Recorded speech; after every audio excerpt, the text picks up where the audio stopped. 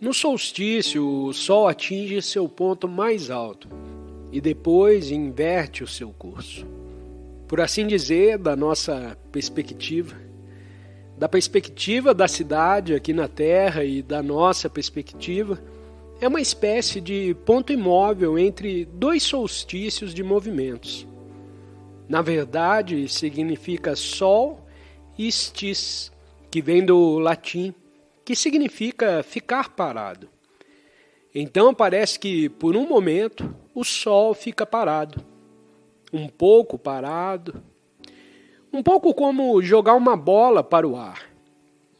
Você a joga para cima e ela sobe, então chega um momento, um breve momento, em que ela para de subir e ainda não começou a cair.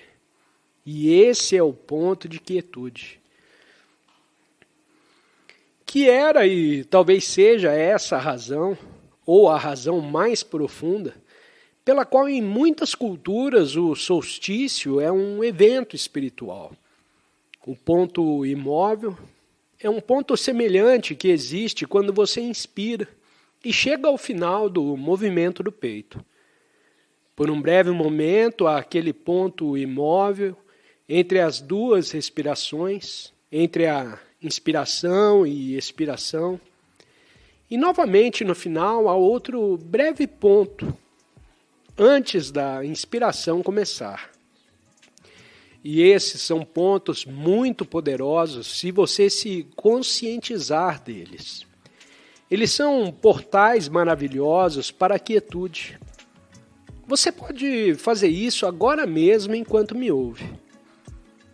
Você expira. O fim é uma cessação do movimento. Quando você presta atenção nele, você pode ficar um pouco mais longo esse momento. Mas não há necessidade de forçá-lo de forma alguma. Quando você presta atenção nele, ele naturalmente se torna um pouco mais longo, alcançando aquela dimensão dentro de você, tornando-se consciente dessa quietude. A inspiração pode ser muito útil. Eles contêm todo o movimento de sua vida e do universo. O começo da inspiração, que começa do ponto imóvel, é a entrada em forma de crescimento, desenvolvimento, então atingindo a maturidade e realização. Então você alcança aquele ponto de sensação, aquele ponto de quietude, e então vem o movimento reverso. Você tem que se tornar alinhado com qualquer movimento em sua vida, por exemplo, e render-se a ele, e reconhecê-lo pelo que é, o movimento natural, a jornada de volta para onde tudo começou, a quietude. Se você não estiver alinhado com ele ou resistir a ele, é algo muito desagradável. Porque você percebe que em vez disso, de crescimento e desenvolvimento, e ganho e obtenção, e multiplicação e adição, e experimentando o oposto, você pode sentir perda. Ou as pessoas ao seu redor começam a desaparecer, as coisas estão diminuindo em vez de crescer. Até mesmo o seu corpo físico, você pode começar a notar, começa a encolher de alguma forma. Então, se você se alinhar com esse movimento, que tradicionalmente pode ser chamado, você percebe que seu grupo está começando a envelhecer. Isso pode ser uma coisa maravilhosa. E como eu disse, se você não se render a ele, reconheça que é um movimento universal. E pode ser profundamente espiritual se você estiver alinhado com ele. Mas se não estiver, é um processo doloroso. Se você ainda estiver preso em seu ego, no momento em que você atinge a reversão do desenvolvimento e crescimento, para o movimento oposto, então o movimento oposto é sentido como algo muito doloroso na meditação. Eu diria que a expiração é mais importante do que a inspiração. É quando você deixa ir e em sua vida, potencialmente, o estágio de dissolução. Ele tem maior potencial espiritualmente do que o estágio de desenvolvimento. Mas não importa quantos anos você tenha, você pode ter 20 anos, você já pode experimentar em cada inspiração que você já pode experimentar aquele movimento universal, saindo e indo.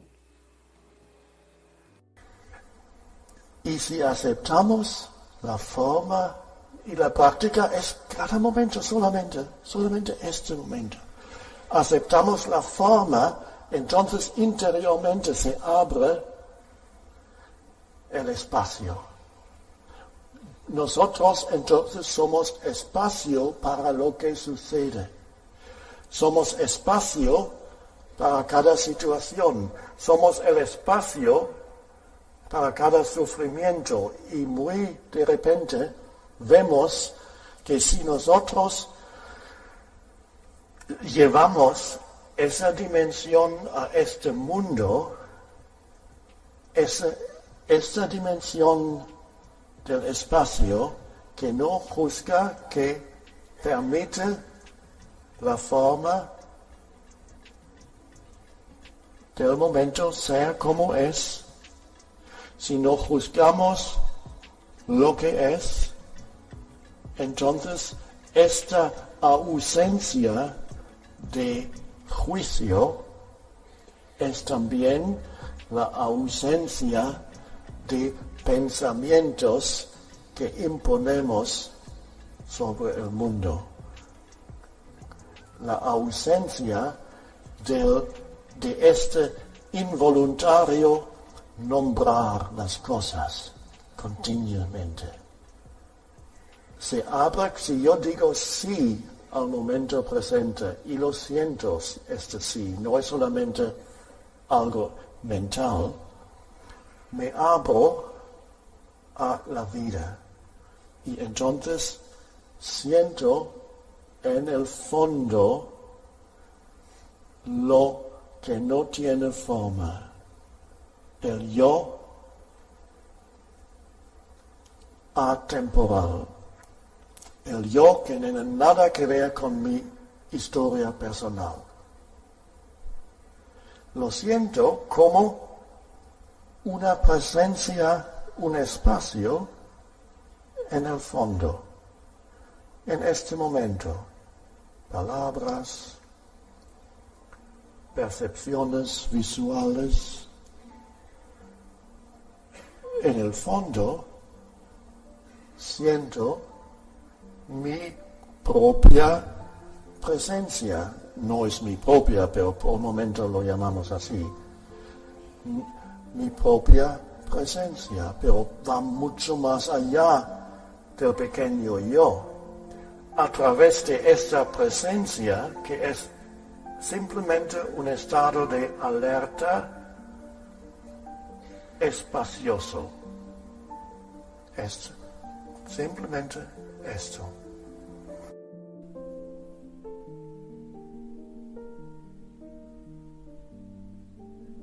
Existe, obviamente, um provérbio famoso na Bíblia, e vamos concluir porque estamos neste espaço maravilhoso, e preciso dizer mais uma coisa sobre a Bíblia. Sê silencioso e sabe que eu sou Deus. Um dos provérbios mais profundos da Bíblia. Claro que a Bíblia é uma amálgama de todo tipo de coisas, mas existem algumas joias maravilhosas. Sê silencioso e sabe que eu sou Deus. Por outras palavras, o transcendente, o divino, só pode ser encontrado através da quietude.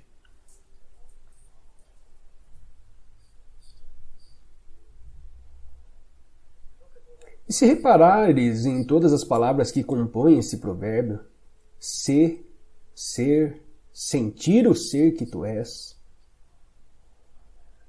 Eu sou, o ser, o verbo, são o mesmo, pertencem à mesma palavra. Primeira pessoa do singular do verbo ser é eu sou. Parecem palavras diferentes. Ser silencioso, sem pensamentos. E não do ponto de vista da mente. Tornas-te ignorante quando ficas silencioso. O ponto de vista da mente é: eu preciso resolver os problemas. Isso tem o seu lugar. Mas a profundidade de ti não precisa resolver nada. Na realidade, acedes a uma inteligência mais profunda, a uma inteligência incondicionada. E isso é o conhecimento, é o saber do qual surge o conhecimento intuitivo. Ser silencioso e sabe que eu sou, volta ao ser, o verbo, Deus, o um.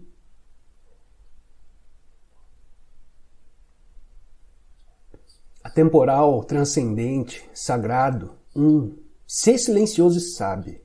Cada palavra significa o mesmo. É uma expressão do mesmo. Ser silencioso. Sabe que eu sou Deus. Isso é lindo.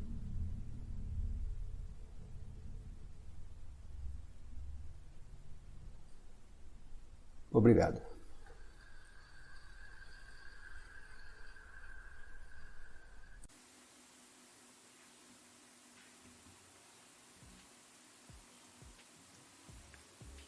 Perceba que o principal fator em qualquer situação é o seu estado interior. Algumas pessoas de outras partes do planeta que estão se juntando a nós. Não sei, eu acho que já acabou aqui, todos vocês aqui. Felizmente escaparam do vórtice polar, especialmente se você é de lugares como Chicago. Deve estar muito grato por estar aqui. No entanto, se você estiver em Chicago ou em lugares semelhantes, fique grato por estar vivenciando um fenômeno climático único na vida. Mas não se esqueça de se vestir bem quando sair. Seja grato por tudo o que você está vivenciando nesse momento. E se você não pode ser grato, pelo menos permita que as coisas sejam como são. Você poderia muito bem agora, se fizesse essa pequena coisa, parece pouco e é pouco, permitir que sua experiência desse momento seja como é. Apenas essa coisa removeria. Bem, é difícil colocar em termos percentuais, mas, digamos, 95% do sofrimento da sua vida. Não sei sobre os outros 5%, mas chegaremos a isso em algum momento. Só essa mudança já removeria uma parte gigantesca da infelicidade, seja lá como você a define. Infelicidade é o termo mais genérico que podemos usar. O Buda a chamou de sofrimento. Então, pelos próximos 6 meses, essa é obviamente uma das práticas. Não resistir internamente à sua experiência desse momento. Agora, muitas vezes você vai se esquecer disso. Está tudo bem. No momento em que perceber que esqueceu, a prática estará disponível novamente. E então você poderá aceitar a experiência desse momento. Inclusive a infelicidade que surge em você quando se esquece de aceitar o que está acontecendo agora. Então você sente essa infelicidade surgindo e pensa: de onde vem isso? Ah, eu esqueci de aceitar a minha experiência desse momento. E quando você percebe isso, você pode aceitar até mesmo a infelicidade. O curioso sobre a infelicidade é que quando você a aceita completamente, ela não consegue sobreviver por muito tempo. Ela não gosta disso. Não pode realmente coexistir com a aceitação. Então algo estranho acontece. Você pode dizer algo como: ok, eu estou infeliz. Tudo bem, não me importo de estar infeliz. E de repente, a infelicidade vai embora. E você pensa: o que está acontecendo, isso não deveria acontecer. A infelicidade não pode sobreviver por muito tempo quando há aceitação, mesmo quando essa aceitação é da própria infelicidade. Não significa se entregar à infelicidade, mas simplesmente aceitar sua presença. Essa aceitação pressupõe que existe uma consciência que percebe que você está infeliz. Pode parecer algo muito natural, mas não é. Muitas pessoas estão profundamente infelizes. Milhões, na verdade, e nem sequer percebem que estão infelizes.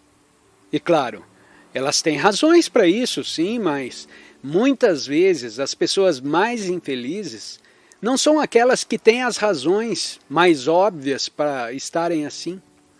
Às vezes são justamente aqueles que, à primeira vista, parecem estar bem. Existem milhões de pessoas que, objetivamente, podem estar em situações piores, mas que são mais felizes. Isso ocorre com frequência. A infelicidade é algo que, quando é reconhecida e aceita como tal, ela começa a se dissolver. Mas as pessoas que estão profundamente infelizes estão tão identificadas com essa infelicidade que ela se torna parte de quem elas são. É uma combinação de certos pensamentos recorrentes, uma narrativa constante que não é agradável. Se a narrativa diz respeito à própria vida, ela pode soar assim: ai, minha vida, algo terrível aconteceu, minha vida deu tão errado e agora ainda preciso enfrentar isso. Não há nada que eu possa fazer, eu estou tentando. Ou então a narrativa pode ser sobre outra pessoa: você sabe o que ele fez? Você sabe o que ela fez? Nossa, olha só o que aconteceu. E às vezes a narrativa é sobre algo que ainda nem aconteceu, mas que a mente continua a antecipar de forma negativa, indefinidamente. Pode ser sobre algo do passado distante ou não tão distante que continua a ser revivido. Há uma história, uma narrativa.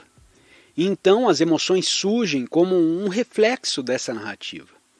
A narrativa são pensamentos, certos tipos de pensamento com uma frequência específica.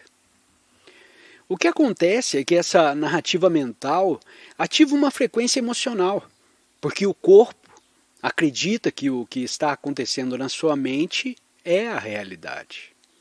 É a realidade que você está vivenciando. Por exemplo, à noite você pode não conseguir dormir porque está extremamente preocupado com o que pode acontecer com você, com alguém próximo, ou até com o mundo. Tudo parece muito crítico. Há uma crise em sua cabeça, mas não fora dela. Do lado de fora, apenas um travesseiro e um cobertor. Lá fora não há infelicidade.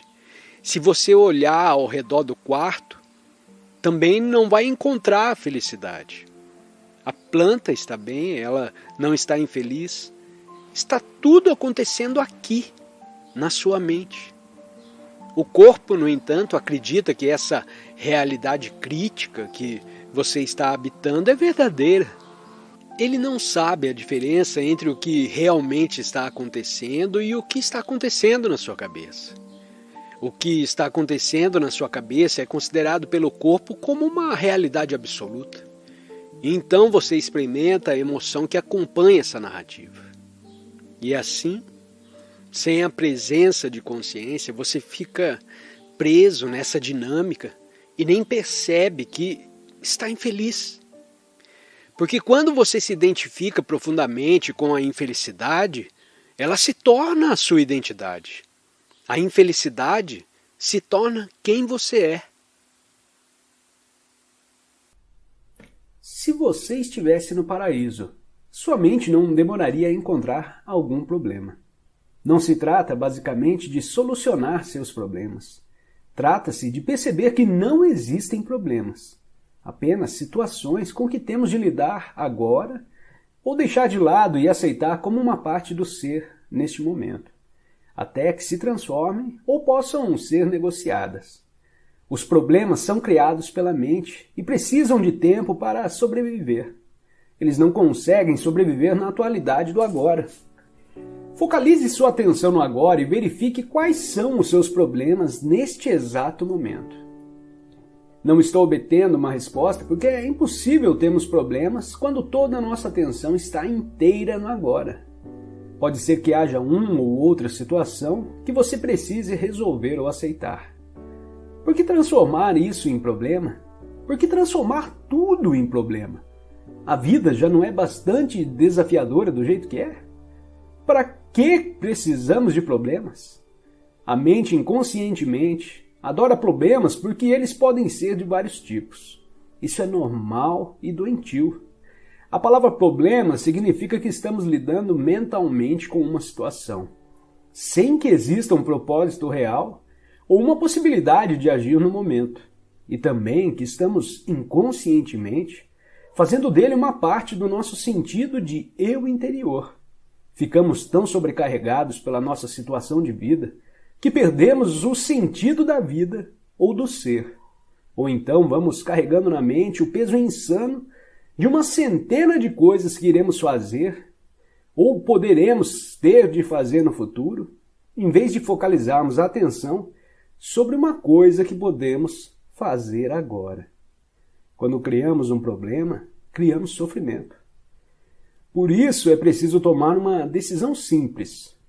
Não importa o que aconteça, não vou criar mais sofrimento nem problemas para mim. É uma escolha simples, mas radical. Ninguém faz uma escolha dessa a menos que esteja verdadeiramente sufocado pelo sofrimento. E não se consegue levar esse tipo de decisão adiante a não ser acessando o poder do agora. Se não criar mais sofrimento para si mesmo, você não criará também para os outros. Deixará assim de contaminar nosso lindo planeta, seu próprio espaço interior e a psique humana coletiva com a negatividade da criação de problemas. Se alguma vez esteve numa situação de emergência, de vida ou morte, saberá que isso não foi um problema. A mente não teve tempo para se distrair e transformar a situação em problema. Numa emergência de verdade, a mente para. Ficamos absolutamente presentes no agora, e algo infinitamente mais poderoso passa a dominar. Essa é a razão pela qual existem inúmeros relatos de pessoas comuns que, de uma hora para outra, tornam-se capazes de façanhas incrivelmente corajosas. Numa situação de emergência, ou você sobrevive ou morre. Em nenhum dos casos existe um problema. Algumas pessoas ficam furiosas quando me ouvem dizer que os problemas são ilusões. É que estou ameaçando afastar delas a imagem que têm de si próprias. Elas investiram muito tempo num falso sentido de eu interior. Durante muitos anos, definiram inconscientemente suas identidades de acordo com os problemas que tiveram. Quem seriam sem eles? Uma grande porção do que as pessoas dizem, pensam ou fazem é, na verdade, motivada pelo medo, que está sempre ligado ao foco no futuro e a se estar fora do contato com o agora. Se não existirem problemas no agora, não existirá o medo. Caso apareça uma situação com a qual você precise lidar agora, a sua ação vai ser clara e objetiva, se conseguir perceber o momento presente. Tem muito mais chances de dar certo. Não será uma reação vinda do condicionamento da sua mente no passado, mas sim uma resposta intuitiva à situação. Em situações em que a mente teria reagido, você vai achar mais eficaz não fazer nada. Fique só centrado no agora. O modelo da consciência condicionada pelo tempo está profundamente enraizado na psique humana. Mas o que estamos fazendo aqui é parte de uma profunda mudança que está se transformando na consciência coletiva do planeta. E ainda mais, o despertar da consciência dissociada do sonho da matéria, da forma e da separação. O fim do tempo. Estamos rompendo com padrões mentais que dominaram a vida humana por eras. Padrões mentais que criaram um sofrimento inimaginável em larga escala. Não estou empregando a palavra demônio. é mais útil chamar de inconsciência ou insanidade. É uma questão de perspectiva. O que fazer, o fazer e o acontecer são, na verdade, um processo único. Como somos únicos e formamos um todo com a consciência, não podemos separar os dois. Mas não há uma garantia absoluta de que os seres humanos vão conseguir. O processo não é inevitável nem automático. Nossa cooperação é uma parte essencial do processo. Independentemente de como você o veja, trata-se de um importante salto na evolução da consciência, assim como a nossa única chance de sobreviver como raça. Na Bíblia, Deus declara o seguinte: eu sou o Alfa e o Ômega, eu sou aquele que está vivo. No reino eterno em que Deus habita, que também é a nossa casa, o começo e o fim, o Alfa e o Ômega, são uma unidade, e a essência de todas as coisas que existem e existirão está eternamente presente na forma de um estado não manifesto de unidade e perfeição, totalmente além de qualquer coisa que a mente humana possa vir a imaginar ou compreender. Entretanto, em nosso mundo de formas, aparentemente separadas, a perfeição eterna é um conceito muito difícil de imaginarmos. Aqui até mesmo a consciência, que é a luz emanando da fonte eterna, parece estar sujeita a um processo de desenvolvimento. Mas isso se deve à nossa percepção limitada. Não é isso o que acontece em termos absolutos. Ainda assim, vou continuar a falar por um momento a respeito da evolução da consciência em nosso mundo.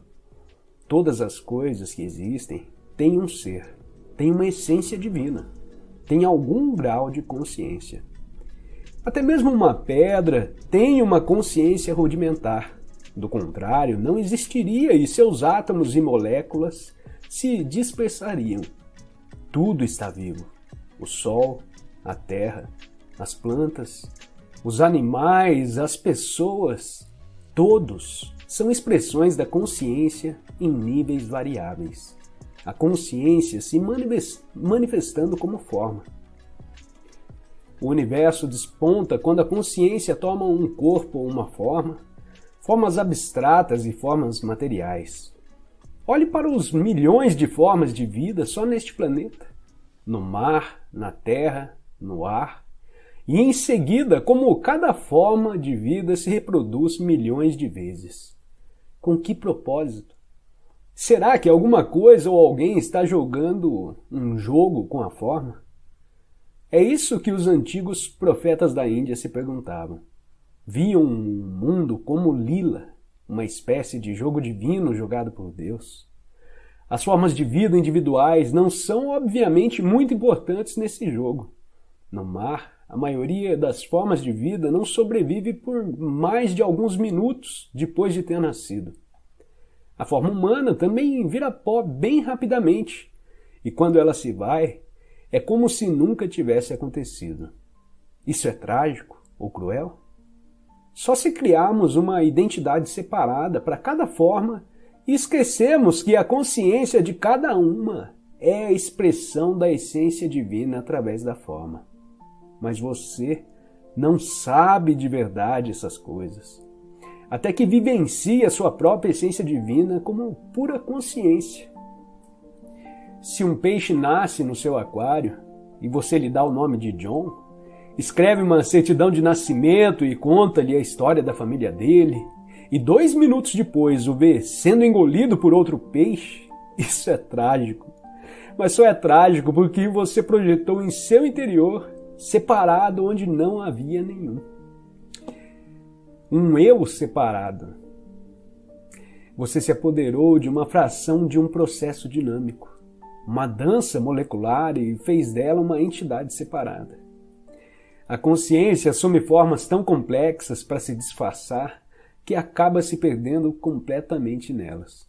Nos dias atuais, a consciência está totalmente identificada com seu disfarce. Só se conhece como forma e assim vive com medo da destruição da sua forma física ou psicológica. Essa é a mente egóica. E é aqui que surge uma grave disfunção. Agora parece que alguma coisa deu errado em algum ponto ao longo da linha da evolução. Mas mesmo isso é parte da lila, o jogo divino. Por fim, a expressão do sofrimento, criada por essa aparente disfunção, obriga a consciência a se desidentificar da forma e a faz despertar do sonho da forma. Ela recobre a sua autopercepção, mas num nível muito mais profundo do que quando a perdeu. Esse processo é explicado por Jesus na parábola do filho pródigo, que deixa a casa paterna, esbanja sua fortuna, vira um mendigo e então é forçado por suas provocações a voltar para casa. Ao chegar, seu pai o ama mais do que antes. O estado do filho é o mesmo que anteriormente, ainda que não o mesmo. Tem agora uma dimensão adicional de profundidade. A parábola descreve uma trajetória a partir de uma perfeição inconsciente. Passa por uma aparente imperfeição e demonismo, até chegar a uma perfeição consciente. Você consegue perceber agora a profundidade e a grandeza de se tornar presente como o observador de sua mente? Sempre que observamos a mente, livramos a consciência das formas da mente, criando aquilo que chamamos o observador ou a testemunha. Consequentemente, o observador, que é a pura consciência além da forma, se torna mais forte e as formações mentais se tornam mais fracas. Quando falamos sobre observar a mente, estamos personalizando um fato de verdadeiro significado cósmico, porque através de você, a consciência está despertando do seu sonho de identificação com a forma e se retirando da forma. Isso é o prenúncio e também parte de um acontecimento que provavelmente ainda está num futuro distante, no que diz respeito ao tempo cronológico. Esse acontecimento é conhecido como o fim do mundo.